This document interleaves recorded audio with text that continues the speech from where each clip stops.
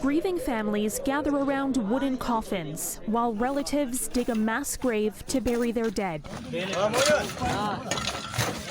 Funerals are underway in Afghanistan's north, where a suicide bomber targeted a Shia mosque packed with worshippers for Friday prayers.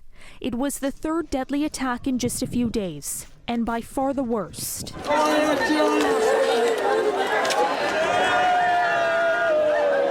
The blast that killed nearly 50 was claimed by the Islamic State's Afghanistan affiliate in its latest challenge to the new era of Taliban rule.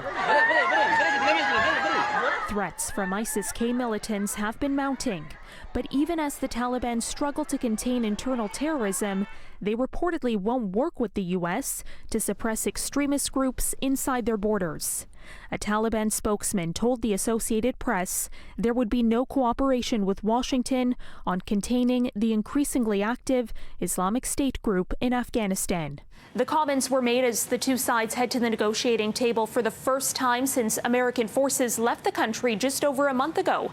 A U.S. delegation will be meeting with the Taliban in Doha this weekend to discuss issues of security and terrorism, as well as the looming humanitarian crisis. We are now in a race against time to help and support vulnerable, desperate Afghans. The United Nations Refugee Agency says half of the Afghan population was dependent on aid even before the Taliban takeover. Now the war-torn nation is also struggling with an economy that has all but collapsed, as foreign funds remain largely frozen.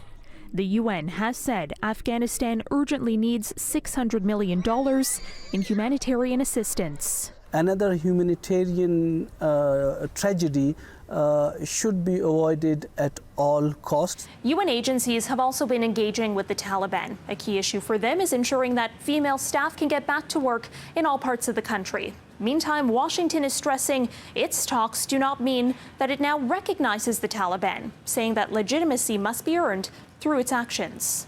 Caryn Ceolin, CityNews.